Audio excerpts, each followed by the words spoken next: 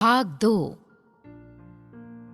Madam, आपको अरमान sir बुला रहे हैं, चपरासी ने आकर बताया। उसने दरवाजा नॉक किया। Yes, come in please. जी सर, आपने मुझे बुलाया? जी मिस सोहनी, कल जो फाइल आपको दी थी आपने पूरी कर ली? जी सर, कंप्लीट हो गई। ओके, वेरी गुड, आप फाइल लेकर आए। Okay sir. वो फाइल लेने चली गई तो अरमान उसके बारे में सोचने लगा।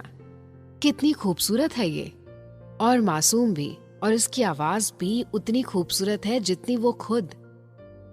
अरमान यह नहीं समझ पा रहा था कि वो सोहनी के बारे में क्यों सोच रहा है, क्यों सोहनी को देखकर उसकी धड़कनें तेज होने लगती हैं।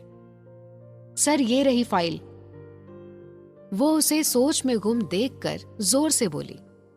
ओह, लाएं। वो जैसे नींद से जगा हो। मिस सोहनी, कल इस प्रोजेक्ट की प्रेजेंटेशन आप देंगी? सर, मैं? लेकिन कैसे? जैसे आपने ये प्रोजेक्ट तैयार किया है उसी तरह। वो मुस्कुराया। वो अभी भी खड़ी थी। Any problem? वो मुस्कुराया। नो सर, मैं कल जल्दी आ जाऊंगी तैयारी के लिए। ओके मिस सोहनी, अब आप जाएं। जी सर। वो चली गई और अरमान मुस्कुरा दिया। आज इस प्रोजेक्ट को पूरा करके ही जाऊंगी, उसने सोचा। काम में लगकर कब टाइम ओवर हो गया उसे पता ही नहीं चला। सोहनी, आज घर नहीं जाना क्या? उसकी कुलीग मीरा ने कहा। बस यार, थोड़ा सा काम रह गया है, तुम चली जाओ, मुझे टाइम लग जाएगा। ओके, लेकिन जल्दी काम खत्म करके चली जाना। Okay, bye. वो काम में बिजी थी और अरमान अपने केबिन से उसे ही देख रहा था। ब्लैक कपड़ों में वो इतनी सुंदर लग रही थी कि जैसे यह रंग सिर्फ सोहनी के लिए ही बना है। बड़ी बड़ी काली आंखें, लंबे काले बाल और पिंक होंठ, और खुद वो बहुत नाजुक सी। अरमान ने आज तक उसे कभी मेकअप में नहीं देखा था। वो अपने काम में लगी हुई थी। अचानक उसे लगा कि कोई उसके पास खड़ा हुआ है। उसने नजर उठाकर देखा तो अरमान खड़ा था। सर, आप? मिस सोहनी, आज घर नहीं जाएंगी क्या? जी सर, बस काम खत्म हो गया है, मैं निकलने ही वाली थी। चलिए, मैं आपको छोड़ दूंगा, आप काफी लेट हो गई हैं। नहीं सर, मैं चली जाऊंगी, आप परेशान ना हो। वो जल्दी से उठते हुए बोली। देखिए मिस, रात हो चुकी है और मेरा स्टाफ मेरी जिम्मेदारी है, अब उठें जल्दी। सोहनी को उठना ही पड़ा। गाड़ी में दोनों खामोश बैठे थे। कहाँ रहती हैं, आप पता बताएं। अरमान ने ही खामोशी को तोड़ा। सोहनी ने अपना पता बताया। आप हमेशा ही इतना चुप रहती हैं या आज चुप हैं? उसने सवाल किया। नहीं सर, ऐसी कोई बात नहीं है। वो घबरा गई। उसकी घबराहट देखकर अरमान को हंसी आ गई। थोड़ी देर में घर आ गया। वो गाड़ी से उतरकर उसे थैंक्स बोलने लगी। मिस, क्या आपके यहाँ चाय या कॉफी पिलाने का रिवाज भी नहीं है? आप बाहर से भेज देंगे, अंदर अपने घर नहीं बुलाएंगी? वो उसको देखकर बोला। उसकी नीली आंखों में शरारत देखकर वो घबरा गई। सॉरी सर, प्लीज आप अंदर आइए। वो फौरन उसके साथ चल दिया। उसने अरमान को ड्राइंग रूम में बैठाया और माँ को बुलाने चली गई। अरमान ने घर को देखना शुरू किया। घर छोटा था लेकिन साफ और सुंदर था। इतने में उसकी माँ आ गई। सर, यह मेरी माँ है, और माँ, इनसे मिलो, यह अरमान सर हैं। आज ऑफिस में देर हो गई तो यह मुझे छोड़ने आ गए। नमस्ते आंटी। वो उठा। खुश रहो बेटा, आप दोनों बातें करें, मैं कॉफी बनाकर लाती हूं। सोहनी कॉफी बनाने चली गई। कैसी हैं आप आंटी? अरमान ने बात शुरू की। ठीक हूं बेटा, बहुत बहुत धन्यवाद, आपने सोहनी को जॉब दी और आज घर तक छोड़ने आए। अगर इसको देर हो जाती है तो मुझे टेंशन होने लगती है। एक यही सहारा है मेरे जीने का। अरे, थैंक्स की कोई जरूरत नहीं है आंटी। सोहनी सच में टैलेंटेड है और हिम्मत वाली भी है जो आपको संभाल रही है।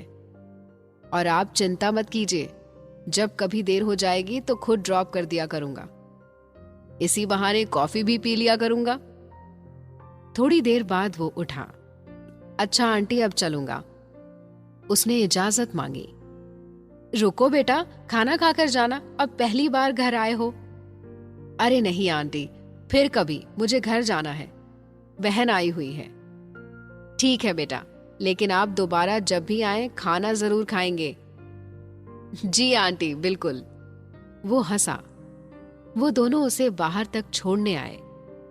अगले दिन वो जल्दी ऑफिस पहुंच गई। उसे ही प्रेजेंटेशन देनी थी, उसकी तैयारी करनी थी। आप तैयार हैं मिस सोनी? जी सर, उसने जवाब दिया। Okay, good. सब कुछ बहुत अच्छा रहा। अरमान बहुत खुश था। सोहनी की वजह से उसे यह प्रोजेक्ट मिल गया था। शाम को जब सोहनी घर जाने लगी तो अरमान ने रोक लिया।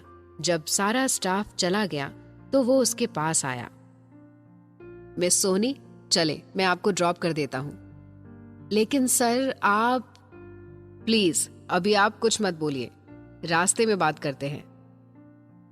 अरमान उसकी बात काटते हुए बोला। सोहनी गाड़ी में आकर बैठ गई। अरमान ने गाड़ी स्टार्ट की। आप यह सोच रही हैं कि मैंने आपको क्यों रोका, है ना? वो हैरानी से उसकी तरफ देखने लगी। आज आपकी वजह से हमें बड़ा प्रोजेक्ट मिला है, सो आपकी एक ट्रीट तो बनती है। लेकिन सर मैं ऐसे... वो थोड़ा परेशान हुई। एक तो आप लेकिन ऐसे वैसे कैसे बहुत करती हैं।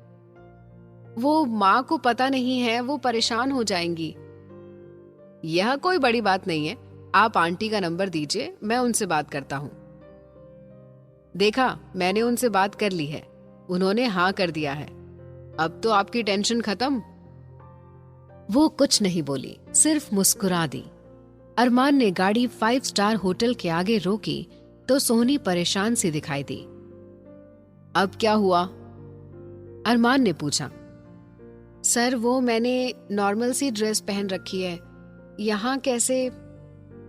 Please be comfortable. आप इस ड्रेस में भी बहुत अच्छी लग रही हैं, ट्रस्ट मी। सोनी हैरान थी कि आज अरमान सर को हो क्या गया है। अरमान को देखकर होटल का मैनेजर तुरंत उसके पास आया। सर आइए, आपकी एक टेबल रिजर्व है, उधर चलिए। थैंक्स, अरमान बोला। डिनर के दौरान सोहनी चुप थी और अरमान उसी को देखे जा रहा था, जिससे सोहनी पजल हो रही थी। एक बात पूछूं आपसे? जी सर, पूछिए। आप इतनी खामोश क्यों रहती हैं? नहीं सर, मैं तो बहुत बोलती हूं, लेकिन मैंने तो कभी आपको ज्यादा बोलते हुए नहीं देखा। सर वो कुछ बोलते बोलते रुक गई। आई कैन अंडरस्टैंड, आप अपने बॉस के सामने कैसे बोल सकती हैं, है ना? वो शरारत से बोला। नहीं सर, ऐसी बात नहीं है। वो घबरा गई। फिर कैसी बात है, बताएं। देखिए सोनी, प्लीज आप मुझे गलत मत समझना, आप मुझे अपना दोस्त बना सकती हैं अगर आप चाहें तो। वो हैरान थी और परेशान भी कि क्या करे। अरमान ने अपना हाथ आगे बढ़ाया और बोला, फ्रेंड्स। सोहनी अभी भी खामोश थी। फिर अरमान ने जैसे ही अपना हाथ पीछे करने की सोची, सोहनी ने अपना हाथ आगे कर दिया। फ्रेंड्स। वो मुस्कुराई। अरमान हंसने लगा। थैंक्स, वो बोला। घर ड्रॉप करते टाइम अरमान ने आइसक्रीम पार्लर पर गाड़ी रोकी। आप आइसक्रीम खाओगी? नहीं, उसने जवाब दिया। क्यों, आपको आइसक्रीम पसंद नहीं? मुझे तो बहुत पसंद है आइसक्रीम, सोहनी ने जवाब दिया। फिर अब क्यों नहीं? वो थोड़ा परेशान हुआ। बात दरअसल ये है कि मैं अपने दोस्त के साथ आइसक्रीम खाती हूँ, बॉस के साथ नहीं, और दोस्त कभी आप करके बात नहीं करते। आगे क्या हुआ जानने के लिए सुनिए कहानी का अगला भाग सिर्फ प्रतिलिपि FM पर।